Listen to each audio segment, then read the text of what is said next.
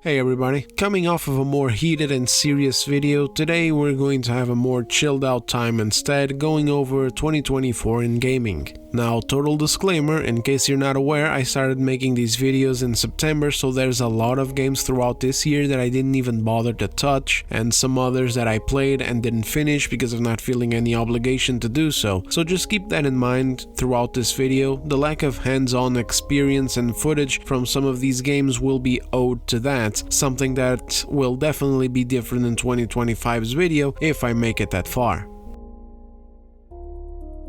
So starting off in January, we were greeted with drama right out of the gate. Well, sort of. Soy Squad, one of the year's biggest flops, released on the 30th of January for those who shelled out more money, and then on the 2nd of February for those who didn't. It was strange for me seeing this as I checked out some release dates because I could have sworn that this game had actually come out earlier in the month. I could have sworn that this marked January pretty strongly, but I guess not. Either way though, it was something that I was sort of looking forward to, simply because it was Rocksteady, and the games that they had made before, being the Batman Arkham trilogy, had completely knocked it out of the park. So I had some faith in them as a studio, and that's why I didn't immediately cross off Soy Squad when I first saw that it was an online sort of game rather than a classic single-player one. Closer to release though, things were looking grim, and as soon as the game dropped it became a meme of terrible writing, annoying constant bickering from the characters, dog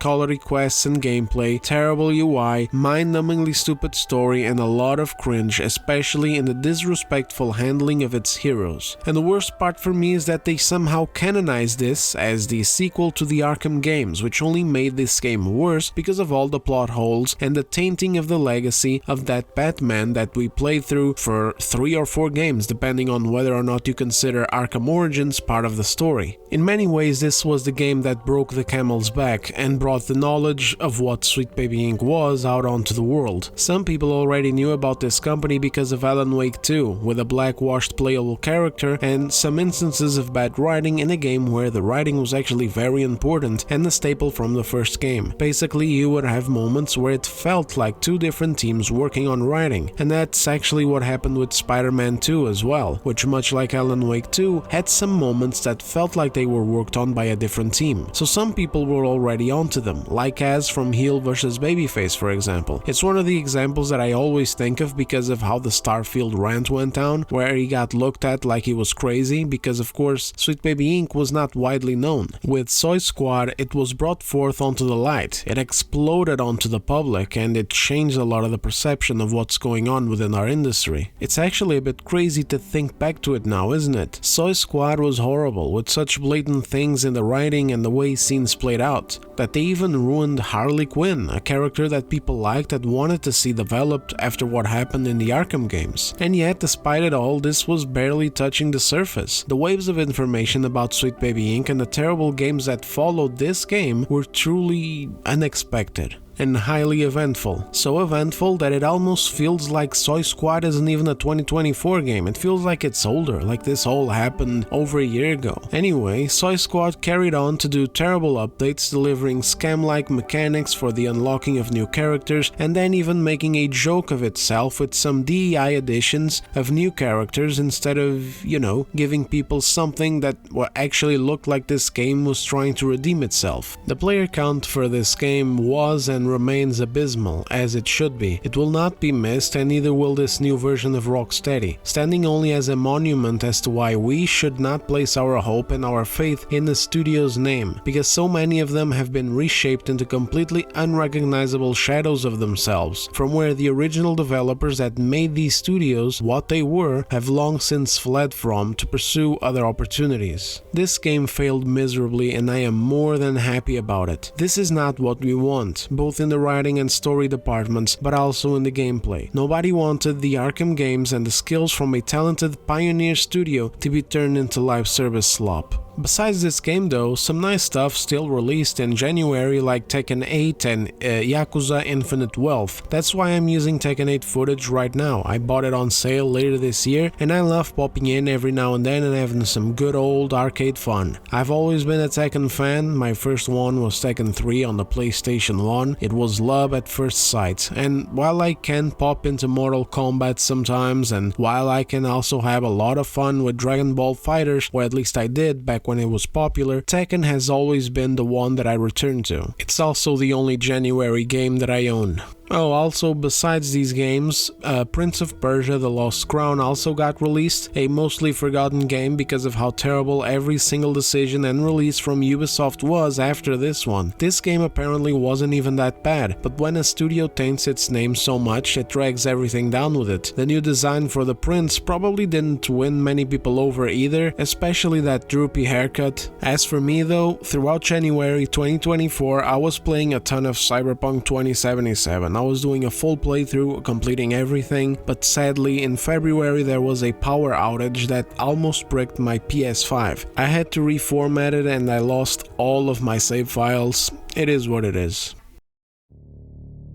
Next up we had February, a short but very eventful month, seeing the release of quite a few games, including the very first quadruple A video game in the history of gaming. And my oh my, what a marvel it was. It was so awesome, so unprecedented, so incredibly bright that much like a spark it burned itself out within 2 weeks and died. I wouldn't blame you guys if you didn't even remember what I'm talking about. Of course I am talking about Skull and Bones, which released in February. Ubisoft had such a disgraceful year, literally ending up in the position of selling their company to Tencent, that it's kinda crazy to think that Skull and Bones, a game that was forgotten a mere 2 weeks after its launch, was not the worst thing to happen to them. And within those 2 weeks, the majority of the content online about it were comparisons, showing how much better Assassin's Creed Black Flag, an 11-year-old game, looked and played than Skull and Bones. This would mark the first of several chaotic fumbles from Ubisoft this year. I believe it was also in February when a Ubisoft executive told people to get comfortable not owning their games, something that the gaming community heard loud and clear. But let's get positive because there's 2 other February games that I actually played and enjoyed, such as Banisher's Ghosts of New Eden. As a fan of Vampire from the same studio, I was very excited for Banishers from the get-go. So it's a game I got right at launch and it did not disappoint. I went in with measured expectations and it exceeded them. I had a fantastic time with it and I think you guys can too if you simply walk into this knowing that you're not playing a big AAA production where everything will be super refined and varied. Even though, let's be honest, a lot of AAA games these days aren't really that refined either. I already spoke a bit of this game over on this video right here. All videos I mentioned throughout this video will have their links down in the description and on the pinned comment. Next up was Final Fantasy Rebirth, but I only got it around May or so. I had a pretty good time with it. I have my gripes with this game though, specifically the direction that they've been taking with the story in the remakes. I've always felt like the original Final Fantasy VII, which I only played in like 2019 or so, had a fantastic story, a tale filled with mystery and interesting moving parts told in a very mature manner. It kept its fantasy elements grounded, which allowed for it to be perfectly mixed with the steampunk technological aspects of the world, the gritty and grounded elements, and then the cool weird shit to do with the cosmos. In the remakes, on the other hand, it feels like they're not confident in the values of those individual elements and the overarching story, and so it's like they're trying to artificially inflate the story with bullshit that just is not necessary, such as the alternate dimensions or realities, the weird black and white ghosts of destiny or whatever, whispers as they call it in the game, and insane moments that make the whole thing look like a cheap anime, such as the ending sequences of both the remake and Rebirth. I still like these games, I still had a great time playing through both of them, especially Rebirth, and I think that they did a good job overall, even if there is a notable lack of experience in making an open world system. But I do feel sad to see the story going down the path that it is going. I think the original story was told in a perfect and elegant way, and it's sad that with the remakes around, people will likely never even bother to give the original game a chance, especially because of how old it is. I mean, it plays like a PS1 game. But anyway, then March comes along, and with it two relatively big games that nobody seems to talk about anymore. They released on the exact same day too, which must have been frustrating for some people and for the companies themselves. Dragon's Dogma 2 and Rise of the Ronin. Personally, most of my time this month was spent playing God of War 2018 and God of War Ragnarok. Playing Banishers made me want to go play these games because the gameplay style is very similar, minus the massive AAA Sony studio quality in the combat refinement, weapon variety, and game length. Then when Dogma 2 and Ronin released, I went for them with one of those 3 for 2 sales I talked about in this video right here, along with a pre-order of Stellar Blade, after playing the demo, which also released this month. I'll talk about both of them in just a bit. First though, let me just mention Outcast: A New Beginning. I haven't played this game yet. I just looked up March's releases because of really struggling to remember anything at all beyond Dragon's Dogma 2 and Rise of the Ronin, and I saw this, which I've seen on the store before. I just never really felt like shelling out $50. I'll be picking it up sooner or later though and giving it a go because it actually looks pretty damn cool, and if there's something that we need these days, it's to give smaller budget games like these a shot if they look fun, because the AAA industry sure as shit seems to be keen on feeding us slop. Now let's get on to Dogma 2 and Ronin. I'm gonna be honest with you guys, even though I got these at a great sale, I regretted buying them, and it's not that I dislike them, it's that I didn't like them at full price.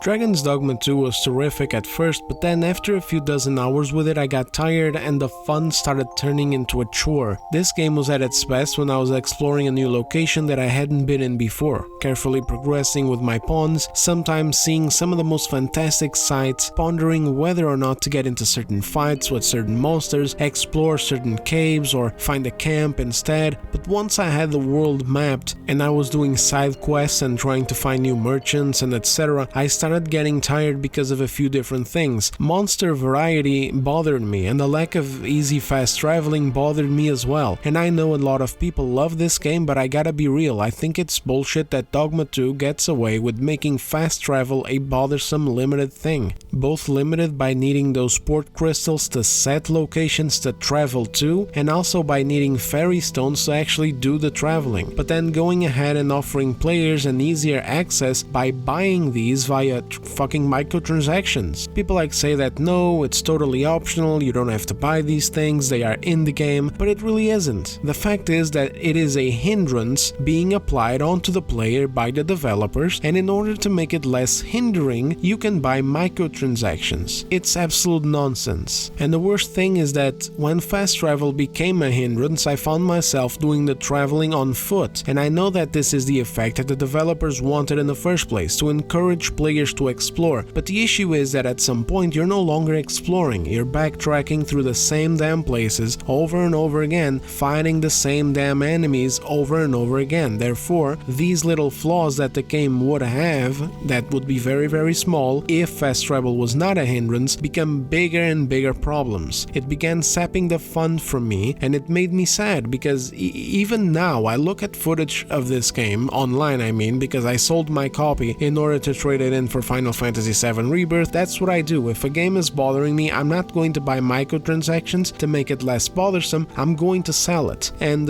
yeah, even to this day, looking at, footage online, it still looks like my kind of game. I love the physics-based gameplay so much, I love the tiny details, I love the immersion, I love the combat class variety, as well as the variety of weapons and armors. But yeah, ultimately, I didn't even bother to finish the story. Rise of the Ronin, on the other hand, was a game that I was super excited for when seeing trailers and etc. before launch, and whenever I played it, I had fun. I loved the challenging Neo-style combat, but I don't think that the adaptation into an open world went as well as it could have gone. It's a game I sometimes jump into and play a little bit of, and a game that did succeed, like I saw reports of the developers being very happy with how it turned out, and I even found online communities having a blast with this game. I've seen people do things with their characters that I didn't even know were possible. So it's both highly ambitious and very deep in the gameplay department, and it's also quite deep in its own story and social systems. Like, there's choices to be made, there's characters to have dialogues with and to bond with and shit like that, there's allegiances to be made. It's a game that I wish I had delved deeper into instead of kind of just dropping it, but at the same time there's definitely something there that was just missing for me, that, you know, I instead of wanting to play this, I just ended up playing, you know, more Fallout, Final Fantasy Rebirth, you know, I ended up moving into other games like Stellar Blade, and I never really had that thing going, okay, let me go back to Rise of the Ronin right now. It just didn't call to me again. But ultimately, these are two games that I definitely will return to. It's nice to have stuff like this, especially to enjoy in case the industry keeps giving us more trash thanks to the issues that are currently ongoing. So these two games, I definitely don't hate them or anything. I think that they are definitely recommendable so long as they are picked up at a cheaper price. Around April, as usual, I was busy playing other stuff, so I didn't really bother with new releases, but there's three things I definitely remember. The release of the Tales of Kenzura Zao, Stellar Blade, and the long-awaited official PS5 and Xbox Series X upgrade of Fallout 4. Well, at least it was long-awaited by me anyway. I was dying to replay this game on PlayStation and grab the trophies again, but with sharper resolution and 60 FPS. So when this dropped, I actually went for it right away and spent quite some time in a playthrough. I got up to Stellar Blade around June or so. I had a great time with it. I already touched on this game a bit more on this video as well. It's a game that gets a lot of flack sometimes, and some of the flack is even funny as fuck. Like the other day I saw a post on a group from a dude saying that he was happily playing Stellar Blade, having a great time, and was surprised that the game was actually good, and that the anti-woke brigade made him avoid the game the entire year because of the stuff shared about the game and because of being given as an example of a good game when talking smack about other bad games during the year. I find it hilarious that this supposed anti-woke brigade spends the year telling people to play this game, and then people don't play it because they recommended it, and eventually when they actually do play it, they get surprised that it was actually good. It's almost as if the anti-woke brigade is desperately trying to look for good games to play. Imagine that. Beyond the characters and apologetic design that has been making people salty all year long, there's a really fun game underneath, with great combat system, a nice storyline, and an adventure through ruined cityscapes and desert wastelands packed with combat, platforming, and collectibles. It's not Game of the Year material, but it doesn't have to be. I hope people stop having this mentality that every new game needs to be the next Red Dead Redemption or the next Witcher 3 or the next Baldur's Gate 3. Sometimes a game just needs to be a good game that's worth the money that we put down. That's it. Now let's talk about Tales of Kenzura Zao, an extremely controversial game that suffered from its association with Sweet Baby Inc. Unlike some other games that just worked along with that consultant though, this one was different. The big boss ahead of the studio, Abubakar Salim, was already more than acquainted with Sweet Baby Inc. He knew them inside out, and so this was more than just a simple consultation job. This was more like a partnership with old friends. Hot off the failure that was Soy Squad, people were being bombarded with information about Sweet Baby Inc. almost every week, including some very spicy stuff such as old, since-deleted tweets from Kim Belair, the CEO of Sweet Baby Inc., with very racist comments that she was never held responsible for, among other comments here and there from some of the workers admitting their desire to take over the games industry by filling big games with ideological content or just to burn the whole damn thing to the ground. Stuff like this made sure that several games, Tales of Kenzura Zao included, suffered from great scrutiny, as they were games that were not only compromised by placing these ideologies in front of simply making a good fun game, but that also critically and commercially supported Sweet Baby Inc. as a company, as well as this ideological move to take over the industry as an idea or mission. So people ended up boycotting these games and showing no mercy when it came to criticizing them. Abubakar Salim ended up trying to cover up the fact that his studio studio was fucked by telling people that it was all BS. The game and the studio were not in any trouble, everything was fine, but it ended up not working out because his actions of firing a bunch of staff betrayed his own words. At the end of the year, Abubakar and others come together to cope and lie and blame it all on toxic racists within the community, making their games fail, when in reality they should have never associated themselves with Sweet Baby Inc. to begin with. Led by a woman with a history of actually racist comments and formed by toxic activists who hate gamers and who want to change the very core of the AAA industry or see it burn to the ground. This was their mistake and will continue on being so for as long as these kinds of consultant companies keep on existing, led and employed by activists. Sweet Baby Inc. was not the only one, so keep your eyes peeled, fellas. May was marked by the releases of Senua Hellblade 2 and X Defiant, and also, of course, the true Game of the Year of 2024, Little Kitty Big City.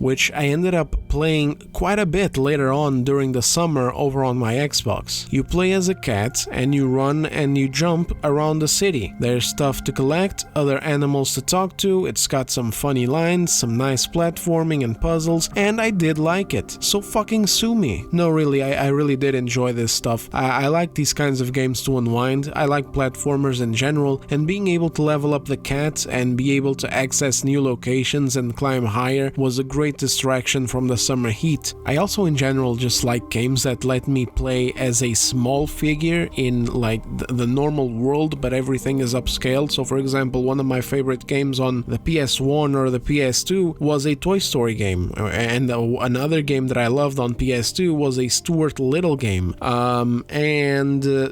Back in Counter-Strike there was this one map that I loved playing on. It was called The Rats, and it was in a kitchen, and you were little tiny dudes, and you know the counter-terrorists spawned inside of the fucking freezer, and the terrorists spawned on the other side of the kitchen inside of a fucking cupboard or something, and I fucking love that stuff. So yeah, I enjoyed playing this game, and you can sue me.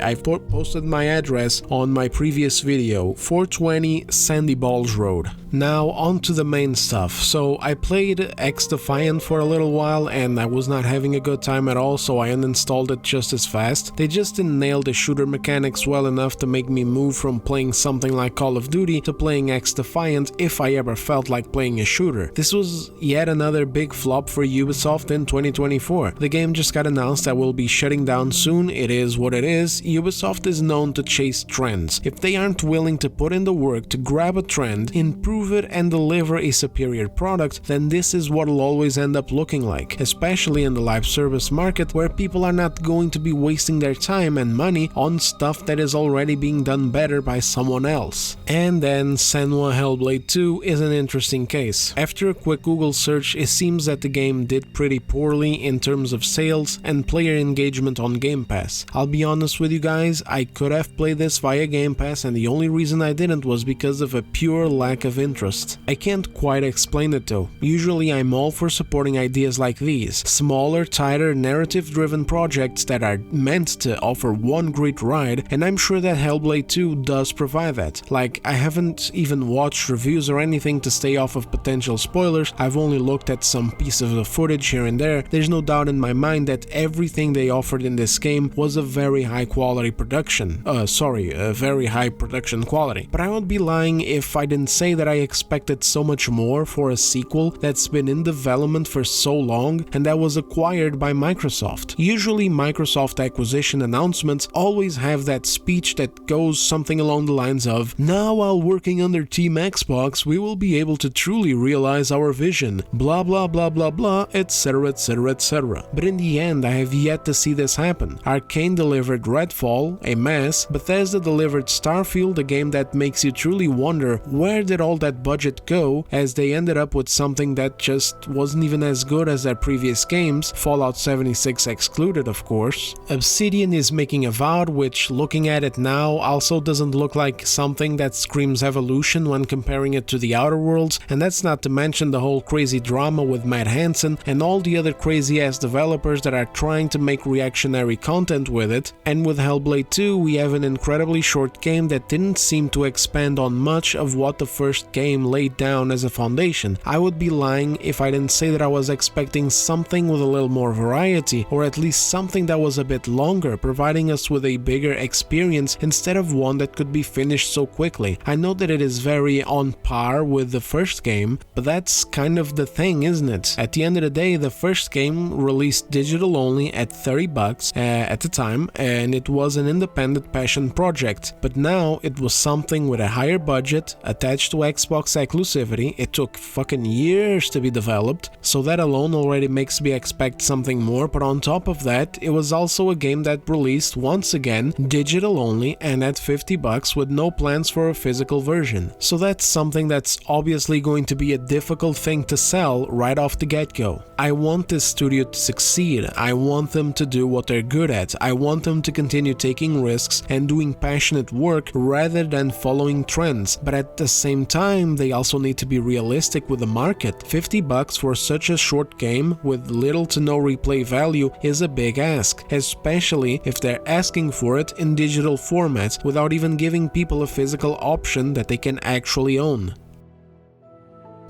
In comes the summer times. I fucking hate them. It's way too hot, it becomes unbearable over here. I can't even game sometimes. I spend most of my June, July and August on my Xbox Series S because it handles the heat better than a PlayStation. I got a subscription for Game Pass and I spent it playing Little Kitty Big City, Dante's Inferno, Skate 2 and 3, some Lies of P, a bit of Saints Row the Third. I tried out Flintlock as well and some older games, but I'm going to speedrun past the notable stuff that came out during the summer because for me, I have not much to say. I just played a bunch of random stuff, a little bit of this, a little bit of that, nothing really that stood out. Elden Ring Shadow of the Erd Tree. I'm just mentioning it because if I don't, someone will say, how could I not mention it? So here it is. I didn't play it, I platinumed Elden Ring, I had a great time with it at the time. I haven't felt like returning yet though, so that's about it. Flintlock Siege of Dawn. So on Xbox Series S it was capped at 30 FPS, so I didn't give it a fair chance. I stopped playing soon after the intro. I genuinely want to give this a proper chance because it doesn't look that bad, and it's one of those games that, while definitely having been cursed by the touch of Sweet Baby Inc., hasn't really been the centerpiece of any drama or mockery online or anything like that, as far as I know, right? In comparison to, for example, what happened with Tales of Kenzarezao, Dustborn, Unknown 9, Soy Squad, etc., which makes me think that the contents in it maybe are not that bad. I heard that the story gets very cringy, but I really haven't seen it yet. If it does, I'll be sure to let you guys know. If it doesn't, I'll do the same. Also, Nobody Wants to Die. It's a short AA independent game, it looks gorgeous and you solve a case in a futuristic noir setting. I haven't played this one myself, but my girlfriend did and recommended it to me. She has pretty good taste and the game does look cool, so I'm throwing it in here as it released in July. Now buckle up because we're entering August and August was a doozy. Let's start with Concord. This game flopped so hard that it became a historic marking in the games industry. A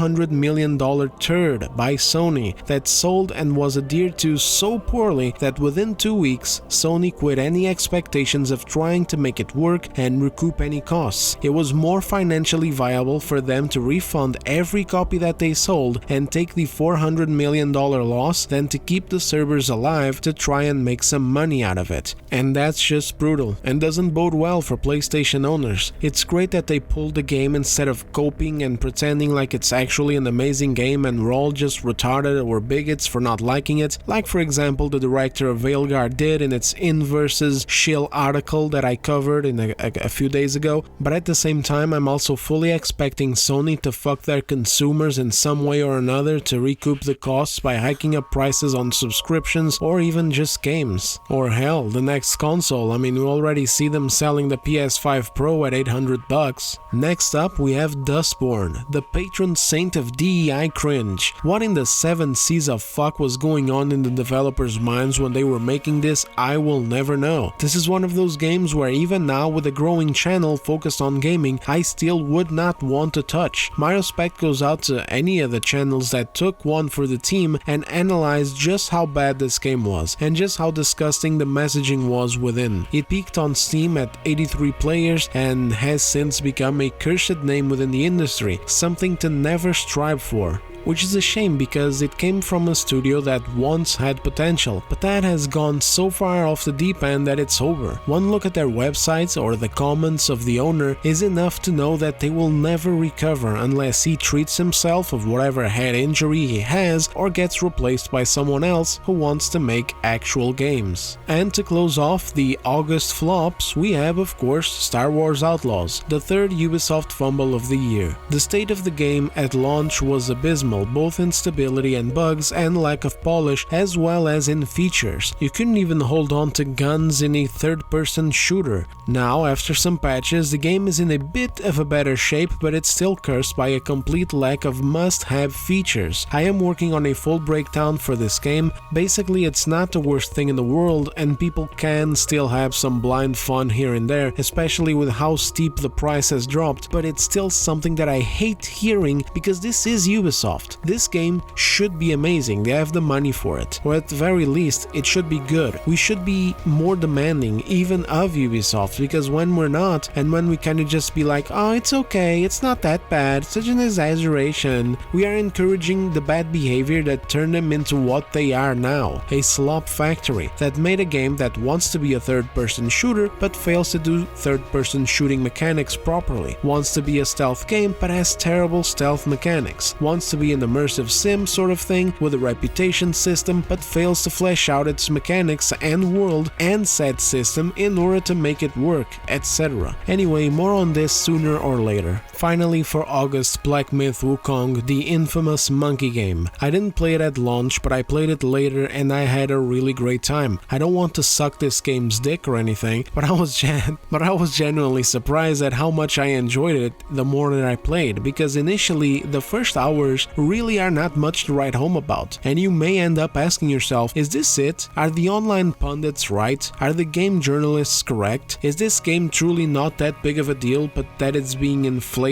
to mean more than it actually is because of a culture war in gaming? But the answer is that no. This game impressed me with a variety it added in enemy types and ways to play as we progressed and unlocked different powers, abilities and staffs. Also, its length surprised me because I don't know if anyone else can relate, but I used to hear all the time that this was a super short game, that it would be over in like 15 hours. Meanwhile, I have 47 hours logged on it and I haven't even finished it yet. There's some little things that I could point out, like for example, I wish that I knew about the story, but that's my own fault because I didn't read the original novel, Journey to the West. I wish there was more verticality, maybe some platforming, after all we do play as a monkey, but these things did not detract from my fun at all. Discourse around this game became muddled, a bit like Stellar Blade, where if you like it, you are a gooner and a chud, and if you don't like it, then you're woke and the woke mind virus, blah blah blah blah blah. In Wukong it was similar minus the gooner part, which is sad because a lot of detail was lost along the way. I never saw anyone talk about how beautiful the art was in the game. I never saw anyone talk about how each chapter ended with a gorgeous animation, how each animation had its own style. Like for example, one would be like classic anime style, another would be stop motion style, another would be more like a painting style, etc. Plus this huge tapestry at the end of the chapter encompassing a piece of your journey, and that's not to mention the lore pages. This game was absolutely a passion project from the developers, one that makes me want to read the novel Journey to the West. This was not just some boss rush game, this was not a 15-hour thing, this was not some anti-woke driven game or whatever the fuck. Whenever people say that this game got robbed of a Game of the Year award, I am inclined to agree, but even if not Game of the Year, it at least deserved far more recognition than it got, because the only recognition that it seems to have gotten is invalid in some way. You know, not invalid for me and you potentially watching this, but invalid at the eyes of other people who still look at this game and think that it's just some bullshit game made to anger the libs or whatever. And a lot of that is thanks to games media doing their fucking best to politicize this game, to turn it into something that it was not by accusing it of not being diverse and this and that and the other. A champion for toxic gamers to circle around and all that nonsense, when in reality this was just a fantastic, innocent game set in Chinese mythology that should have been enjoyed by everyone.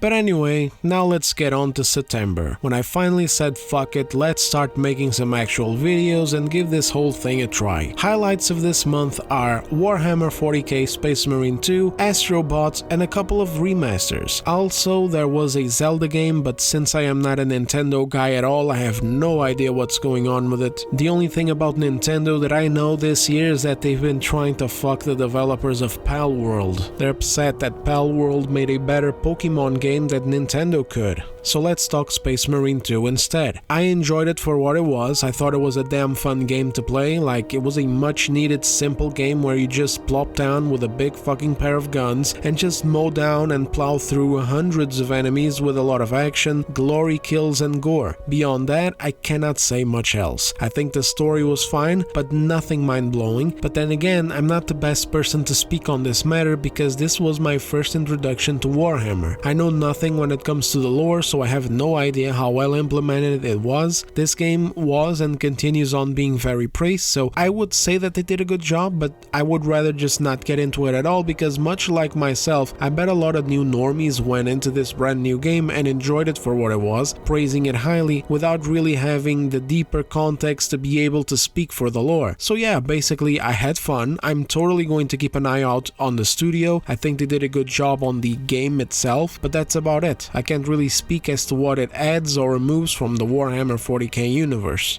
And as for Astrobot, the Game Awards Game of the Year, I can't speak for it either. I know a lot of people love this game. It's much like Space Marines 2. It's a simple game. Maybe that simplicity is what got so many people into it. I'll definitely give it a try someday, but I gotta say, I look at it and I don't see anything that interests me. It might just not be my thing at all. Aside from these two big games, we also had Anotria, also known as Italian Souls, came out this month. Definitely another game I would love to give a try sometime, but that I'm not like super excited for, because when there's just a lot of Souls-likes coming out, they just kind of start getting tiring. But if you guys have played this one, do let me know if you've enjoyed it. There was also a remaster of Lollipop Chainsaw, a game my girlfriend holds dear, and that was apparently well liked back on the PS3. Thankfully, nobody hit the character with the ugly stick for the remaster, so sooner or later I'm also going to give it a go myself. And finally, we have arrived at fall, my favorite season. Let's rapid fire some fall games because there's a lot to get through. Right off the bat, we had a totally unnecessary remake of Until Dawn. Nobody talked about this, nobody really wanted this, and the changes were not even all that good, to be honest with you either. Lots of like color changes that changed the atmosphere of the game. They basically would change certain scenes to be gloomy and blue to being warm and orange, and I just don't like that at all. If you guys want to play this game, I totally recommend the game itself. It was very good, but I would recommend you get the original version if you can, rather than this version here, although the original version may not be available to you on PC. Next up is Silent Hill 2 Remake, a game that was trolled on because of Angela looking like a goofy motherfucker, but it seems that as far as the remake itself goes, they did a good job recreating the game. I'm not a fan of horror games in general, but once the price goes down some more, I might give it a shot. Maybe I'll go for a used copy though, because call me salty or whatever, but it still doesn't sit right with me that they brought on a consultant company to work on it. The company is called Hit Detection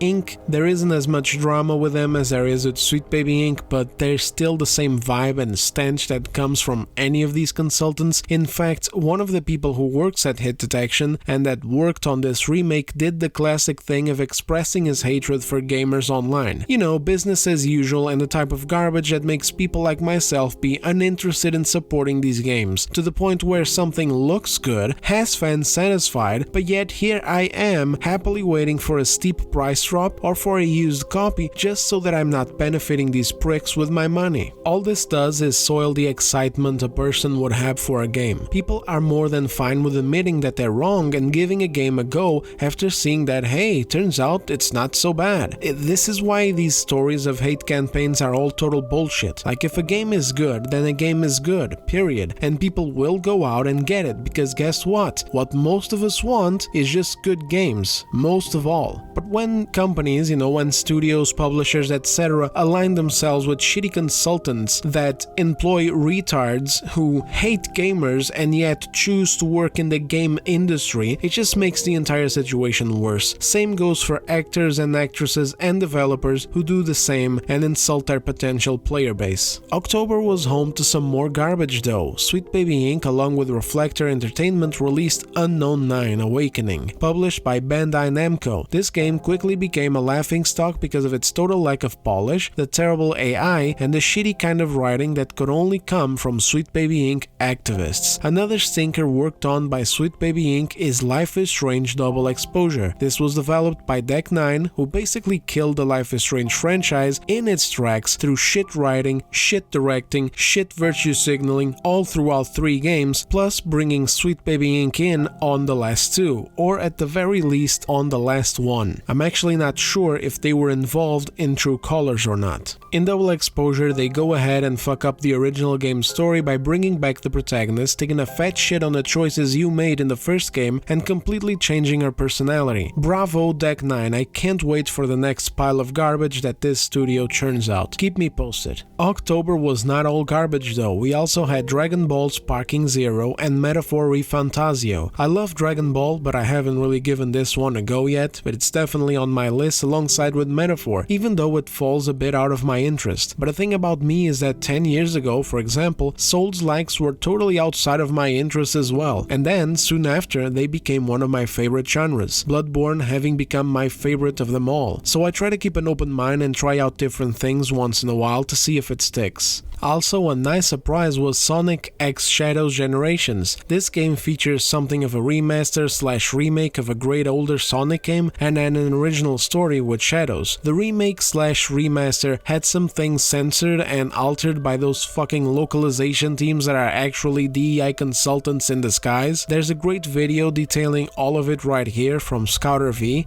link in the description and top comment, but all things considered, I've been playing the Shadow game on the side and I've been having a lot of fun with it. It's kind of funny that stuff like this appeals to me under the same basis of simple fun that Astrobot falls under as well, but while I look at Astrobot and I just don't get it, I do get it with Sonic X Shadows Generation. It just looks way more fun. But oh well, maybe I'll like Astrobot when I play it, who knows. Last but not least, the biggest stinker of the month, if not the year, Dragon Age Veilguard. I already explained in the previous video talking about this article glazing the Dragon Age Veilguard director precisely why I hold Veilguard to be a worse stinker than even Concord, even if it is an entirely playable game, although of course I do say this very loosely. I mean that it it's a functional game. It works, you know, it's not broken, and one may even find oneself enjoying it for the first few hours until they realize that they've played everything that the game has to offer. The writing and the story don't get better, the gameplay doesn't change, doesn't evolve, and there are no choices or enjoyable encounters and story beats to find. No role-playing in the role-playing game. If you want more information, I go into detail in these two videos right here, and I've got one final one that I've been procrastinating on, simply because of how much I don't want to talk about this game. This game occupied most of my November and it was awful. I was stuck playing it for my reviews, along with having to split my time between work and real life, and also spending some time with my mom at the hospital after she had gone in for a surgery. This whole stuff made it so that my November was a pile of garbage. I don't even remember any releases, so I googled them. Turns out LEGO Horizon Adventures came out and oof. I heard this game did very poorly, and I don't know why Sony made it in the first place. That's the thing that gets me. I am actually a fan of Horizon Zero Dawn and Forbidden West. I enjoy these games genuinely, and yet I don't want a fucking LEGO version of this. I don't know anyone who does. I can't think of anyone who would be like, oh my god, you know what, be fucking cool? A LEGO Horizon. So I don't know, man, just chalk it up to yet another Sony L this year, along with forcing people to sign up for PlayStation Plus accounts when trying to play PlayStation games on PC, and of course, as per their corporate report for 2024, investing into DEI going into the future. We'll see how 2025 goes. If you played LEGO Horizon, let me know in the comments if you liked it or not. I really don't have anything against the game per se, I just don't understand why it was made, and I hate to see money being thrown away. While I was busy playing Shitguard, apparently Stalker 2 Heart of Chernobyl also released, and I should have been playing this instead, man. I heard mixed things about the game, but the good things I heard definitely trump the negative ones. I really want to give this one a go. I hope it comes to PS5 someday, because I really prefer first-person shooters at 60 FPS, and the Series S simply can't do it. I could sell mine and use the money to upgrade to a Series X with a little bit more, but if Xbox continues to bring exclusives to PlayStation, then I won't have to. I'd love to see both PlayStation and Xbox bringing older exclusives onto each other. I know that Death Stranding made it to the Xbox this year, but I don't know if it had anything to do with the fact that Death Stranding was not really an exclusive. It was more like an exclusivity agreement with Kojima Productions. It's not actually a Sony studio. So maybe it's just all a big pipe dream for me, I don't know. And finally, that brings us to December and the closing of this video. After having finished Veilguard, I spent this month kind of wobbling around between games. I progressed a bit in Star Wars Outlaws and Banisher's Ghosts of New Eden for video purposes, and I also took some time to play some stuff just for myself. You've seen some of it in some footage that I've been using, you know, Rage 2, Jedi Survivor, Jedi Fallen Order, and also some stuff I can't show footage of, such as Dead Island. Sometimes it's just nice to turn your brain off and smash some zombies in 4K, but nothing I'm really committing to in a full playthrough. Currently, I'm just a bit in limbo, thinking of committing to Cyberpunk to get that new playthrough after the deletion of my save file earlier this year, while working on my Star Wars, Outlaws and Banishers video, but I haven't really paid attention to releases either. I had to check Google, and apparently we got a potential banger on our hands. This game called The Thaumaturge, I don't know how to fucking say this word. It's an RPG, I saw it, it looked interesting. It's made by a small Polish studio, opened in 2010 with some members from CD Projekt Red. I wonder if some of the recent developers fleeing from CD Projekt Red have gone there themselves as well. I know that some of them opened up a studio called Rebel Wolves, which I want to make a video on sooner or later, and others went to Warhorse, the developers working on Kingdom Come Deliverance.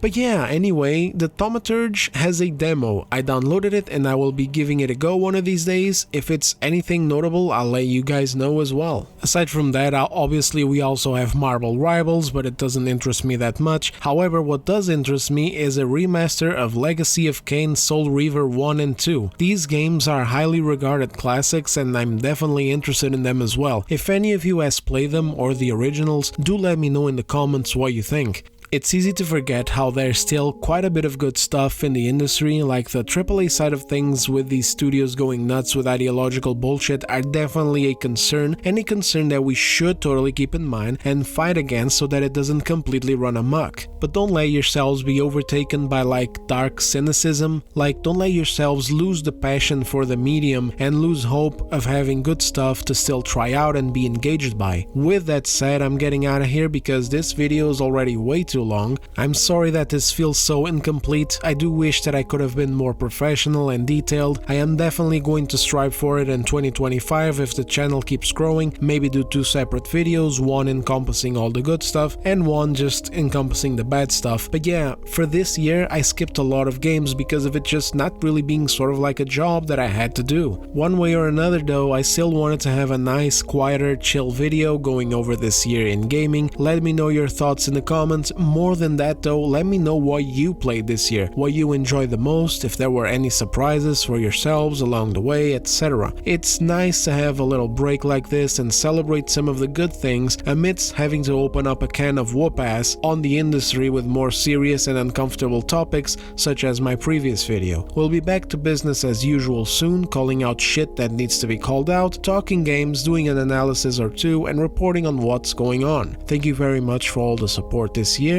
Thanks for watching and for commenting and for all the likes. It means the world to me. Have yourselves a good day. Happy New Year. I'll see you on the next one. I promise that I will not start next year's video with a corny joke about not seeing you since last year, alright? I swear. I swear. Anyway, I'm out. See you on the next one.